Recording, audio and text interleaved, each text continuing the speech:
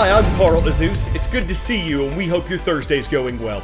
U.S. President Joe Biden departed Wednesday for a high-stakes trip to Europe. He's scheduled to visit Belgium and Poland, and the big focus will be on Russia's invasion of Ukraine. What will it take to bring the war there to an end? That's a question Western leaders don't know the answer to, and when asked what he'd say to them on this trip, the president responded, I'm going to say that to their face. I'm going to say all I have to say, I'm going to say when I get there. His first stop will be in the Belgian capital for a meeting of all 30 leaders of the North Atlantic Treaty Organization, or NATO. This is an alliance of European and North American countries. The United States is a member and the biggest contributor to NATO. It was established in 1949 as a guard against the Soviet Union, and today, NATO countries are on guard against moves by Russia. What's made the current conflict such a challenge for NATO is that Ukraine is not a member. That means the NATO countries that border it and the ones that support it are not required to defend Ukraine from Russia's attacks. Russia doesn't like the fact that several countries to its west have joined NATO in recent years. Ukraine's government wanted to. That's a big part of the reason why Russia says it launched a military operation there.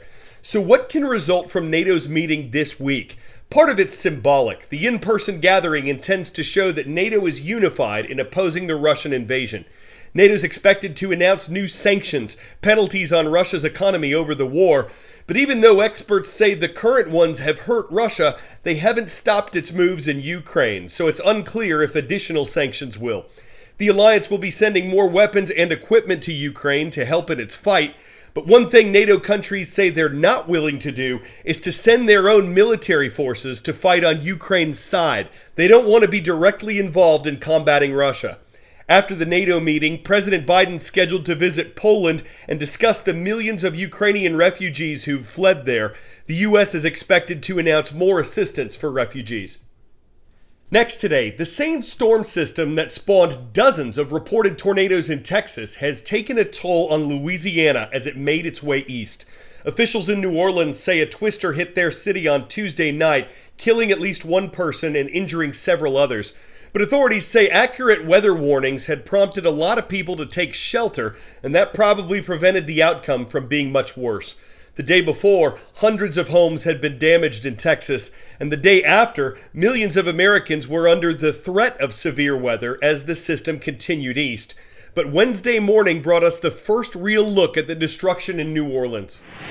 Just adjacent to the lower 9th Ward, east of New Orleans, and we're getting that first glimpse of daylight and giving us and revealing to us as well as the residents here the true nature of the devastation that was left behind by this powerful tornado that struck about 7:30 local time last night. Let's take you to the air, show you what it looks like from above, and you too at home can get an idea of just how bad it was. In fact, we talked to the St. Bernard Parish president earlier this morning, and he told CNN that when you guys see what happened overnight, once that daylight hits the damage scene, you're going to see that was truly a miracle. And he was referencing, of course, the limited amount of injuries that occurred with this powerful tornado.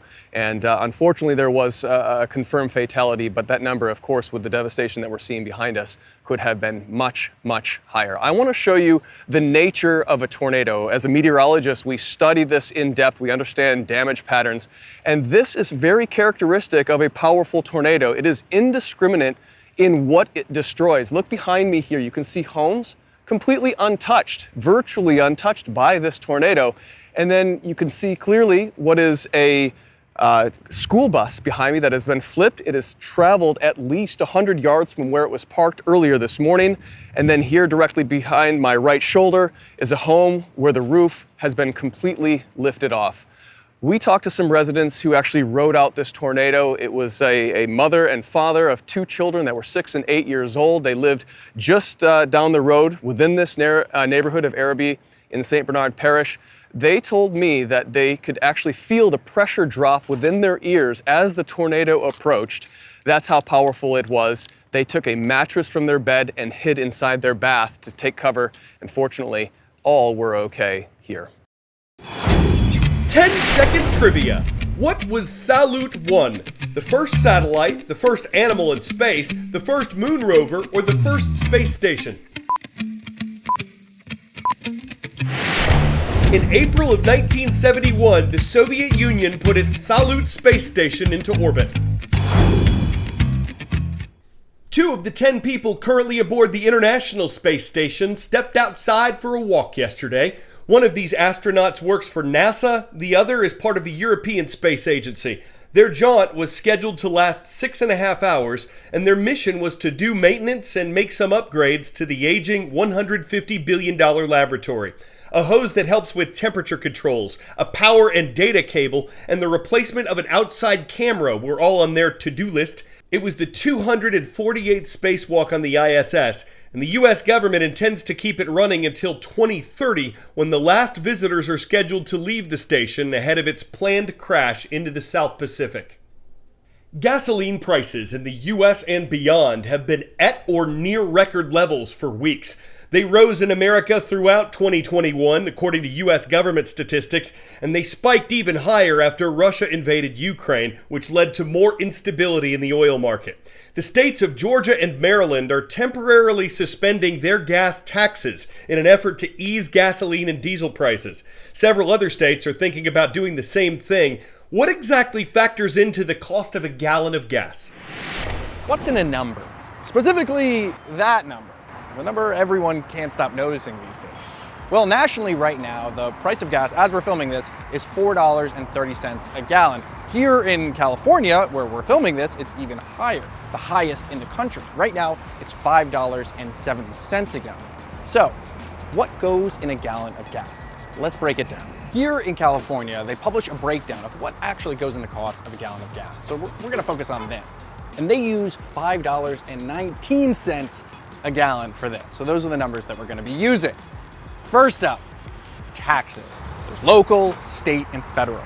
And there's a wide variance in state taxes. The median national excise tax is just over 25 cents a gallon, while the lowest is Alaska's, it's 8 cents.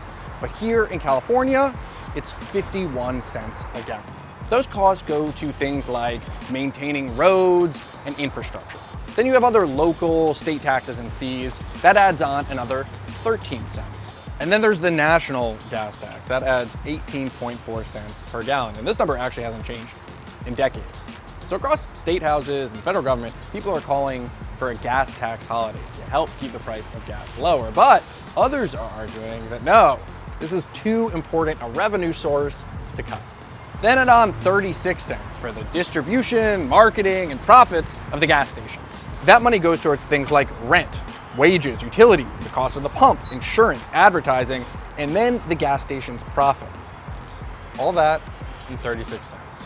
Then there's the cost of refining the gas. That adds $1.12 per gallon. That includes refining the gas, also transporting it, and the profits for those companies. Then we get to the biggest piece of the pie, the cost of crude oil.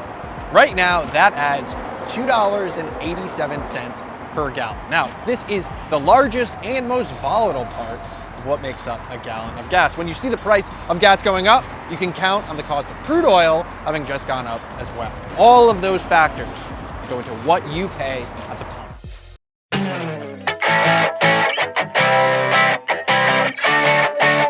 One fun thing about working on an explainer show is that we get to explain stuff like this.